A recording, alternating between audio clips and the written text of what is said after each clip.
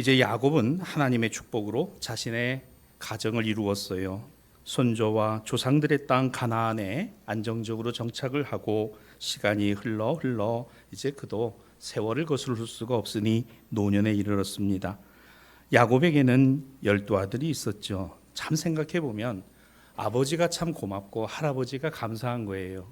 아브라함과 이삭, 자신의 할아버지와 아버지로부터 이어진 신앙과 믿음이 이 가정이 있게 되었고 이 가정을 이렇게 축복하셨음이니 고대 사회에서 아들이 많다는 것은 신의 축복으로 여겨졌으니 하나님의 축복인 것은 말할 나위가 없는 것이죠.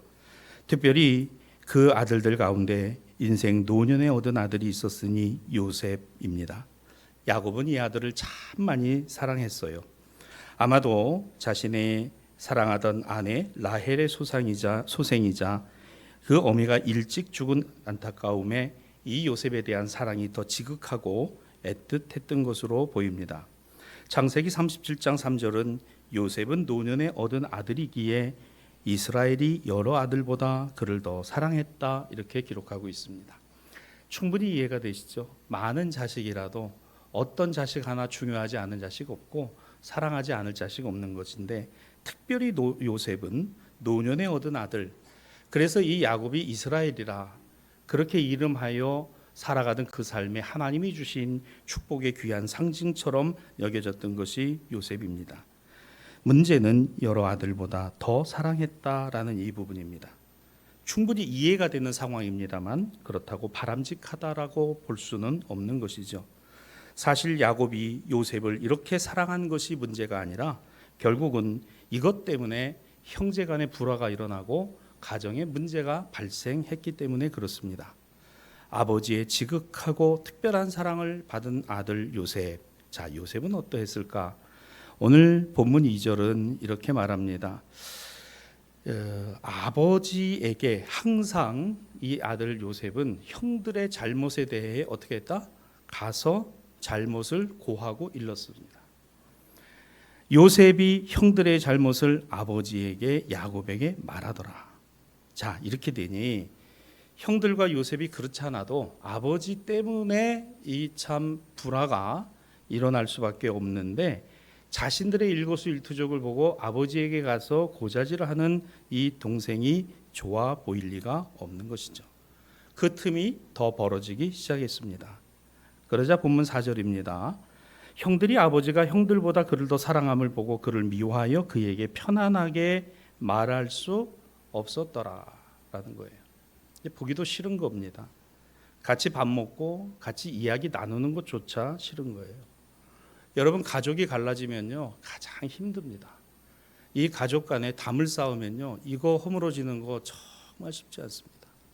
오늘 이 형제 간에 이 같은 문제의 촉발자가 언뜻 보면 야곱처럼 보여요. 왜 야곱은 모든 아들들을 동일하게 사랑하지 왜 야곱은 요셉을 더 사랑했다라는 표현이 나올 정도로 했던가라는 겁니다.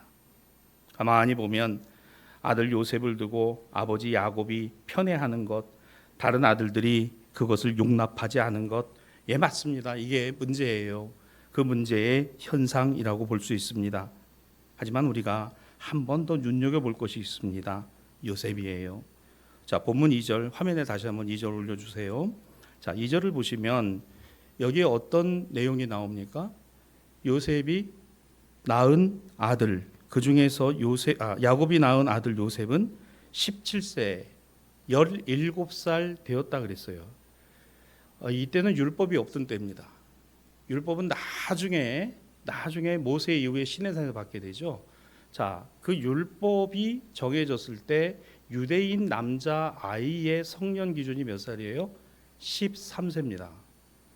13세가 되면 부모로부터 독립을 하고 그리고 유대의 모든 율법적 교육들이 끝나는 해가 13살, 즉 13살이 지나고도 훨씬 지난 17이니까 야곱의 아들 요셉은 단순히 어린아이다, 소년이다가 아니라 이미 성인입니다. 성인의 나이예요. 17세의 소년이다. 자, 이거 여러분 잘 볼 필요가 있어요. 17세인데 소년이니까 아주 단적으로 얘기하면은 이게 아직 어린아이, 거예요. 세상 물정도 모르고 어린아이도. 오늘 본문을 우리가 드라마 바이블로 봤습니다마는 아버지가 형들에게 보내잖아요. 심부름을 시키잖아요. 근데 형들이 어디 있는지 몰라가지고 가다가 길 가는 사람한테 혹시 봤냐고 물어보는 장면이 나옵니다. 한 번도 가지 않은 거예요. 그만큼 야곱은 그렇게 이 아들을 사랑하고 그런 일 시키지도 않았던 겁니다. 그런데 그 길을 가는 이 요셉은요, 이미 어린아이, 그런데 이미 세상 물정도 모르고 어린아이 같은 상태인 거예요. 이미 성인임에도 불구하고. 여러분, 성인이 뭡니까? 자신의 말과 행동에 책임을 질 수 있는 나이입니다. 아버지가 사랑하고 형들과의 갈등과 문제가 일어나고 있다는 것을 잘 알 수 있고 이해할 수 있는 나이가 바로 이 요셉의 나이였던 겁니다. 어떻게 하면 생각해 보면 그렇기 때문에 더 조심하고 더 형들에 대해서 배려하고 형들의 그런 마음들을 어루만질 수 있었다면 훌륭했겠죠. 더할 나위가 없겠죠. 요셉이 말입니다. 그런데도 안타깝지만 요셉은 그렇지 않았습니다. 우리가 아는 대로 형들 앞에서 자신의 꿈 이야기를 아무렇지도 않게 이야기를 해요. 여러분, 과연 요셉이 그 꿈의 내용이 뭔지를 몰라서 형들에게 얘기를 했을까요? 아니에요. 알고 있습니다. 오늘 형들이 자신을 향해서 자신들을 향해 나오는 동생 요셉을 보면 이렇게 말합니다. 꿈꾸는 자가 오는도다. 빈정거리는 거예요. 비아냥거리는 거예요. 저 꿈 얘기하는 놈, 우리가 다 저한테 절한다 그러는 놈, 우리보다도 지가 더 잘났다고 하는 놈, 그리고 우리보다 더 출세하고 성공했다라고 우리 형들 앞에서 자랑스럽게 떠드는 저놈은 없어져야 돼. 죽어야 돼. 여러분, 이런 마음이 들 정도로. 급기야 요셉을 바라보며 이 형제들은요, 요셉의 옷을 벗기고 구덩이에 밀어던집니다. 길을 지나던 애굽의 상인에게 노예로 팔아버렸어요. 그리고 나중에 집에 가서는 아버지, 그만 당신의 사랑하는 아들이 죽었어요. 여러분, 이 같은 일이 그 집안에서 일어나고 벌어졌다는 거예요. 신앙가정 안에서 일어나고 있는 일입니다. 창세기 37장 18절로 20절에 그들이 요셉을 멀리서 보고 죽이기로 꾀하며 자 그를 죽여 한 구덩이에 던지고 우리가 말하기를 악한 짐승이 그를 잡아먹었다고 아버지에게 가서 이야기하자라는 이 아들들이 신앙과 믿음으로 자라난 아들들이요, 오늘 할아버지로부터 3대째 신앙과 믿음을 이어왔던 야곱의 집안에서 벌어지고 있던 형제 사륙의 증거라는 겁니다. 이게 과연 이해가 되세요, 여러분? 얼마나 미웠으면, 얼마나 밉고 싫었으면 이렇게 했을까? 어떻게 보면 요셉이 구덩이에 빠지고 죽을 수밖에 없는 상황으로 치닫게 된 것은 아버지의 사랑 때문도 아니에요. 형들의 몰이에도 아닌 겁니다. 요셉이 처신을 잘못한 거죠. 나이나 어려요. 17이라는데요. 세상 물정 모르고 소년처럼 그렇게 살아가던, 집안의 화초처럼 그렇게 살아가던 이 요셉이 형들을 배려할 줄 모릅니다.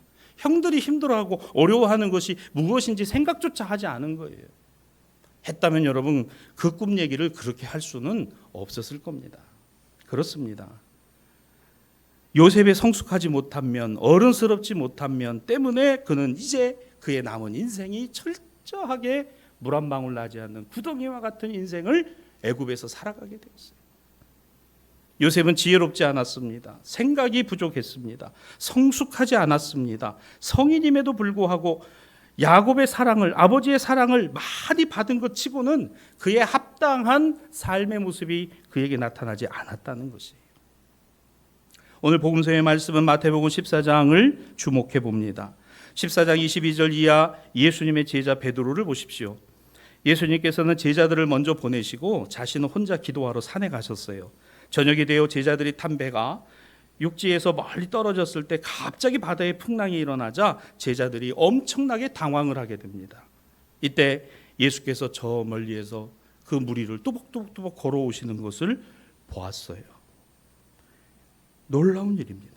난데없이 제자 베드로가 나서서 이렇게 말하죠. 마태복음 14장 28절입니다. 주여, 만일 주님이시거든 나를 명하사 물 위로 오라 하소서. 주여, 주님이시거든 나를 명하사 물 위로 오라 하소서. 베드로가 누구입니까? 예수님의 첫 제자입니다. 예, 수제자다워요. 달라도 뭐가 다릅니다. 그리고 그는 예수님이 오라 그러자마자 그 풍랑이는 그 물 위를요 자신의 몸을 발을 내딛습니다. 물 위를 걸어가는 거예요. 와, 여러분, 나머지 제자들이 어떤 반응을 보였겠어요? 와우, 야, 역시 대단하다. 그 위를 뚜벅뚜벅 걸어가고, 아마 베드로는 모든 제자들이 보는 앞에서 믿음의 위대한 역사를 삶에 새기고 모든 제자들이 부러워할 만한 그와 같은 주님의 제자답게, 첫 제자답게 자신은 그렇게 보여지고 싶었을 것입니다. 주님이 오라 말씀하시자마자 발을 내디뎠으니까요. 주님 바라보고 내디뎠기 때문에요. 하지만 그때뿐이었어요. 잠시 후 바람이 불고 풍랑이 입니다.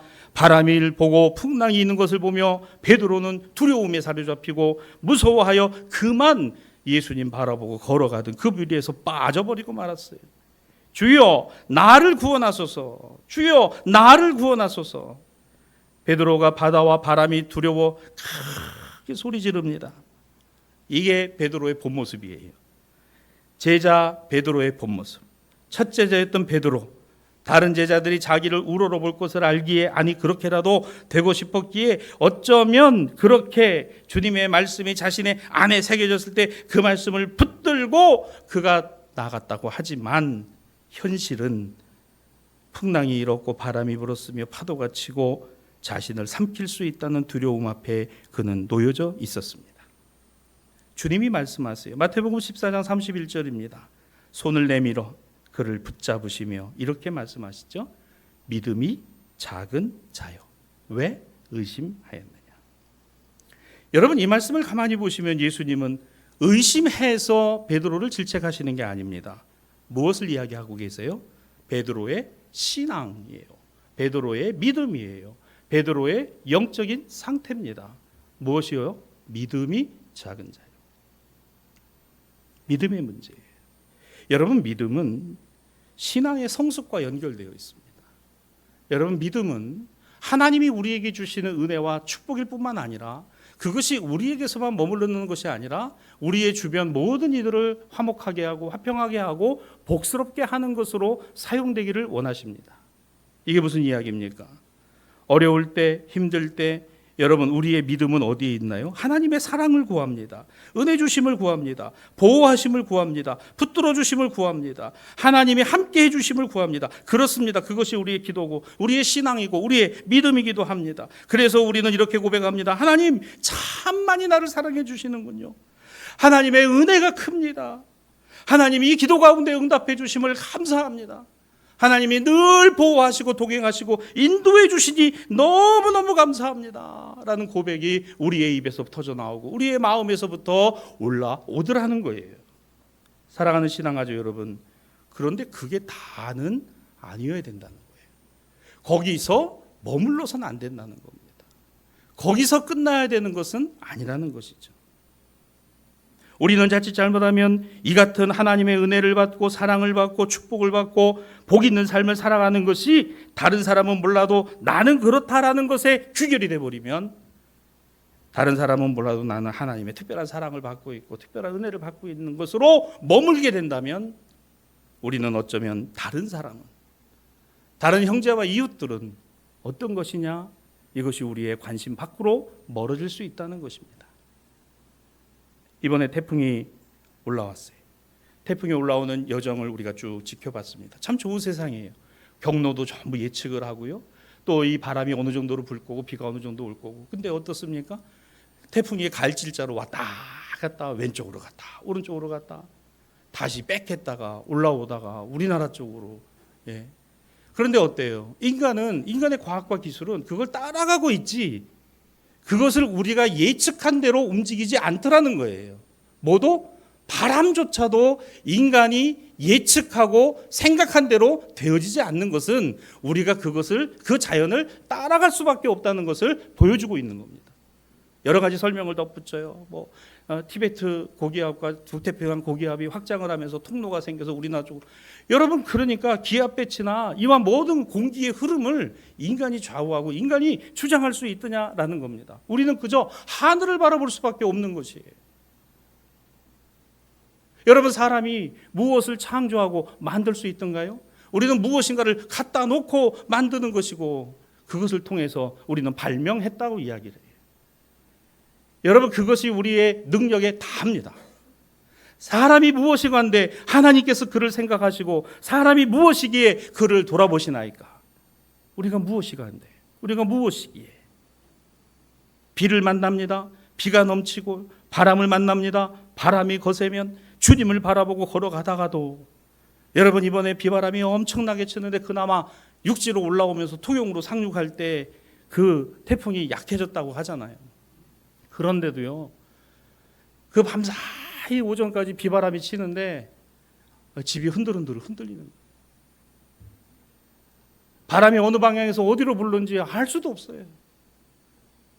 이 엄청난 것 앞에서 인간이 감히 여러분 자연을 다스리고 자연을 거스리고 자연을 이긴다? 여러분, 하나님의 창조 질서가 거스러지고 인간의 손에서 좌우되는 것 같습니까? 아닙니다. 절대로 그렇지 않아요. 베드로를 보십시오. 오늘 마태복음 14장 30절입니다. 바람을 보고 무서워. 바람을 보고 무서워.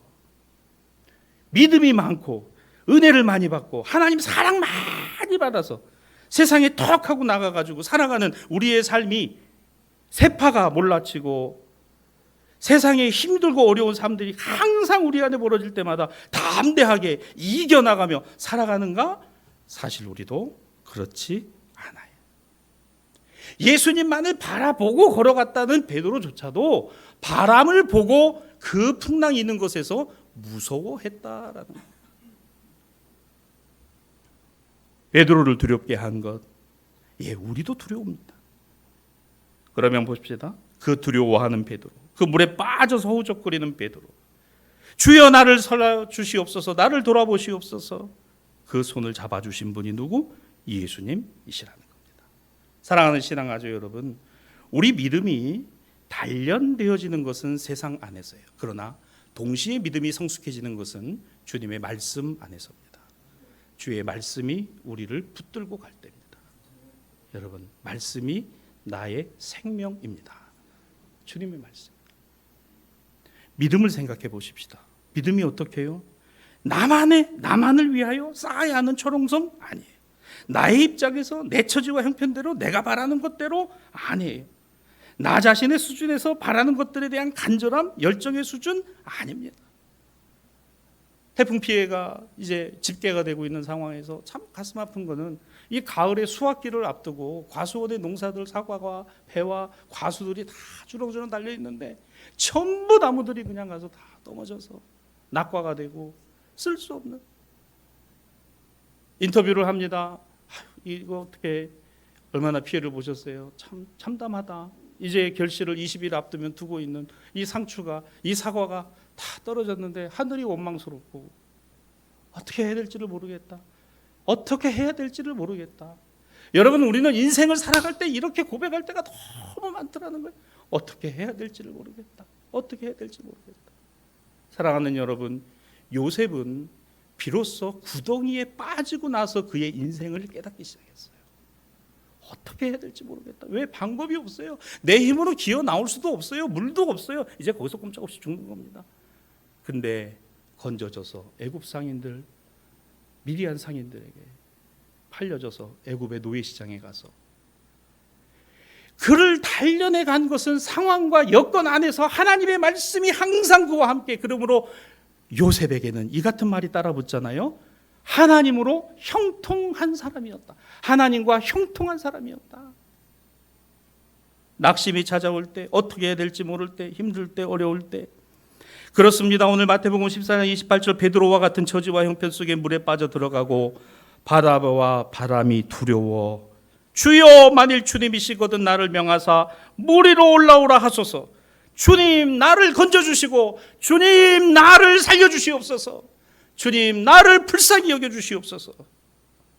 여기서 중요한 말이 주여 만일 주님이시거든 이라는 거예요. 주님만이 나를 살릴 수 있다는 말씀이에요. 주님만이 나를 건지실 수 있다는 겁니다. 주님만이 나에게 평안을 주실 수 있다는 것입니다. 주님만이 나를 힘있게 하실 수 있다는 것입니다. 아멘이십니까? 주님이시거든. 주님이시거든. 주님이시거든. 주님과 나 사이의 관계, 예수 그리스도는 나의 주님이신가? 여러분은 물어보세요. 예수님은 나의 주님이신가? 예수님은 나의 구주이신가? 주님이시거든. 주님이시라면 주님만이 나를 건지실 수 있습니다. 나를 살리실 수 있습니다. 나를 낫게 하실 수 있습니다. 이 질병에서 고쳐주실 수 있습니다. 이 위급지경에서 건져주실 수 있습니다. 주님 두렵습니다. 주님 걱정됩니다. 의사의 말이 믿기지 않습니다. 의학의 기술들이 오늘 나를 살릴 수 있을 것 같지 않습니다. 주님만이 나를 살릴 수 있습니다. 주님이시거든. 주님이시거든. 내가 바라보는 분이 예수 그리스도이시면 그 주님이 나를 살게 하시고 나를 회복케 하시고 나를 치유하시고 나를 강건케 하여 주실 것입니다. 여러분, 이게 바로 믿음의 단련이에요. 믿음의 신앙의 성숙입니다. 빠져드는 물속에 억센 손으로 걸려 얹어주신 분은 하나님의 아들 예수 그리스도이셨습니다. 사랑하는 우리 대사의 신앙하죠. 여러분, 우리의 인생을 기꺼이 내어 맡겨도 좋은 주님, 바로 우리의 주님이시요 모든 이의 주님이시라는 것입니다. 모든 사람들은 모르죠. 모든 사람들이 그렇게 믿는 건 아니죠. 그러나 나는 믿고 우리는 믿고 있어요. 내가 믿으니 성도요, 우리가 믿으니 교회입니다. 세상 모든 이들의 구주가 되신 이가 예수 그리스도이십니다. 이것이 바로 진짜 믿음의 사건인 거죠. 우리가 어떤 일을 당하고 무슨 일을 당하고 우리의 처지와 형편이 어떠하든지 저는 하나님의 보호하심과 동행하심이 있다고 믿습니다. 왜 그럴까요? 진짜니까요. 살아계신 주님은 진짜니까. 아니면 우리는 무엇을 믿고 있고 무엇을 따라 살아가는 것인가? 우리의 인생의 향방은 어디에 있는가? 맞습니다. 저는 신앙과 믿음은 늘 변화한다고 믿습니다. 퇴보할 것인지 아니면 그냥 그곳에 머물러 있을 것인지 아니면 성장하고 자라고 성숙해 갈 것인지 이런 생각을 해봤어요. 만일 요셉이, 만일 베드로가 오늘 요셉이 그와 같이 구덩이에 빠지지 않았고 끝까지 그 집에서 아버지 사랑을, 그는 아마 그냥 그 아버지 사랑만 받고 그렇게 살다가 세상을 떠난 사람이 됐을 것 같아요. 희한하게도 요셉의 모든 여정의 단련은 믿음으로부터 단련이었고 그 믿음을 강화하는 단련이었고 그 믿음이 가족과 형제와 민족을 살리는 단련이었다는 겁니다. 베드로가 오늘 그 주님을 똑바로 바라보고 걸어가다가 물에 빠져서 그 주님께 소리질러 그 주님의 손에 붙잡힘이 되지 않았더라면 저는 베드로 전후서에 나오는 오늘 그와 같은 베드로의 모습, 예루살렘 초대교회에 오늘 신앙과 믿음 안에서 정말 불타오르는 그와 같은 주님의 사도로서의 베드로는 존재하지 않았을 것 같아요. 여러분 어떻습니까? 말씀을 정리해 봅니다. 오늘 제2독서 로마서 10장 11절로 13절은 성경에 이르기를 누구든지 그를 믿는 자는 부끄러움을 당하지 아니하리라 하니 유대인이나 헬라인이나 차별이 없음이라. 한 분이신 주께서 모든 사람의 주가 되사 그를 부르는 모든 사람에게 부요하시도다. 누구든지 주의 이름을 부르는 자는 구원을 받으리라. 누구든지 주의 이름을 부르는 자는 구원을 받으리라. 주님, 내가 요셉입니다. 주님, 내가 베드로입니다. 누구든지 주의 이름을 부르는 자는 그 건짐과 그 구원의 은혜가 나에게 있으면 그때부터 내 삶은 완전히 가치관이 달라지는 거죠. 달라진 삶을 살아가게 되는 것이죠. 여러분, 오늘 우리는 이 예배를 시작하며 시편의 말씀을 함께 읽었습니다. 시편 105편 16절에서 19절 말씀에 그가 또 그 땅에 기근이 들게 하사 그들이 의지하고 있는 양식을 다 끊으셨도다. 그가 한 사람을 앞서 보내셨으며 요셉이 종으로 팔렸도다. 그의 발은 착고를 차고 그의 몸은 쇠사슬에 매였으니 곧 여호와의 말씀이 응할 때까지라. 그의 말씀이 그를 단련하였도다. 하나님의 말씀이 요셉을 단련하였도다. 주의 말씀이 베드로를 단련하였도다. 오늘 이 성경 말씀이 저와 여러분을 단련할 줄로 믿습니다. 두렵습니다. 무섭습니다. 걱정이 됩니다. 염려가 됩니다. 한치 앞도 모르겠습니다. 바람이 어디서 불어 어떻게 가고 언제 끝날지도 모르겠습니다.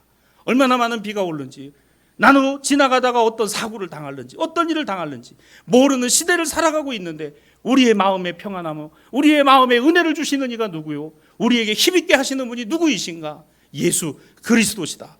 성경은 우리에게 이렇게 간증하고 이렇게 권면합니다. 예수 그리스도시다. 주님이시군요.